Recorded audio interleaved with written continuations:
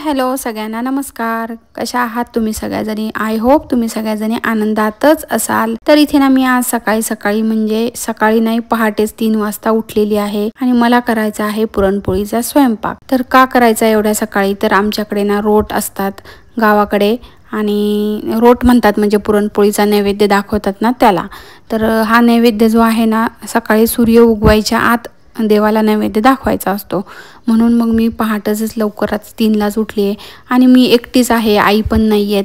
तर त्यामुळे मग मला जरा थोडं अजून लवकर उठावं लागलं आणि त्यात अजून मला हे शूट पण करायचं आहे व्हिडिओसाठी, त्यामुळे सुद्धा मला जास्त लवकर उठावं लागलं. तर चला आता इथे मी ना डाळ शिजवून घेतलेली आहे आणि एकीकडे पीठ पण मळून ठेवले. जरा पीठ मुरलं ना की मग पोळ्या चांगल्या होतात. तर डाळ शिजवून घेतली आहे आणि कढईमध्ये मी आता ती गूळ टाकून परतून घेते आहे.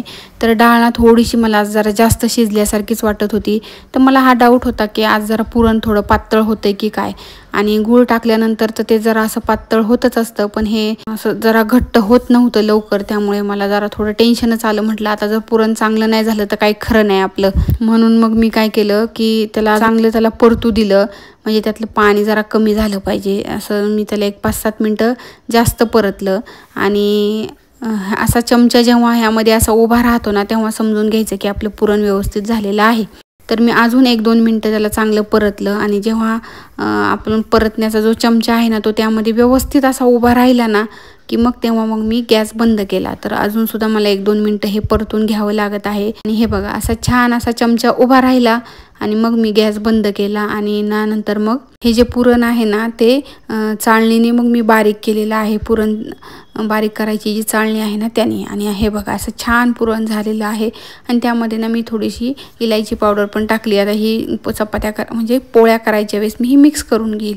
आणि पीठ आधीच मळून ठेवलं होतं ते छान असं मुरलेलं आहे आणि पटकन अशा पोळ्या करून घेते. आता हे पुरण जर पातळ झालं असतं ना तर माझं काही खरं नव्हतं आज, कारण की आई असल्या ना की मग मला काही टेन्शन नसतं, पण आई नव्हत्या त्यामुळे जरा थोडंसं अवघडच वाटत होतं.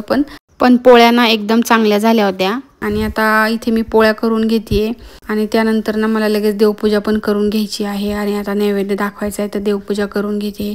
आणि विशेष म्हणजे ना मला मदतीला ना इथे शौर्यसुद्धा आज लवकर उठला होता आणि एकाच आवाजात उठला. तर तोच देवपूजा करणार होता, पण माझं जरा लवकर आवरलं म्हणून मग मीच देवपूजा केली आणि तो मला मदत करत होता. हे आणून दे ते आणून दे असं सगळं करत होता तो. तर चला आता आम्ही देवपूजा करून घेते आणि मस्त असा नैवेद्य पण लगेच दाखवून घेणार आहे. तर हे बघा असा नैवेद्य दाखवायचा असतो, बाकीचं काही नसतं ना नैवेद्यात ठेवायच्या, फक्त पुरणपोळ्या ठेवायच्या असतात आणि दही भात पण नाही, फक्त दही असा नैवेद्य दाखवायचा असतो. आणि ही गावाकडची आमची जुनी परंपरा आहे, त्याप्रमाणेच आम्ही करत असतो. तर हे बघा 5:30 वाजेपर्यंत ना माझं सगळं नैवेद्य वगैरे दाखवून झालेला होता आणि आता फक्त मला किचन ओटा क्लीन करायचा होता आणि आमटी वगैरे तर मग मी नंतरच करणार होते. तर एकीकडे आता मी चहा पण ठेवला. म्हटलं आता लवकर उठलोय तर थोडा चहा तर घेतला पाहिजे नाही. आणि त्यानंतर मग आई आल्या, त्या रात्रीचा प्रवास करून आल्या होत्या आणि सकाळी लवकरच घरी पोहोचल्या. आणि येताना त्यांनी बरंचसं सामान आणलं. तर ही भाजी आणली होती, ह्याला काय म्हणतात हे तुम्ही मला नक्की सांगा. आणि हे बाकीचं भरपूर सामान त्यांनी आणलं होतं.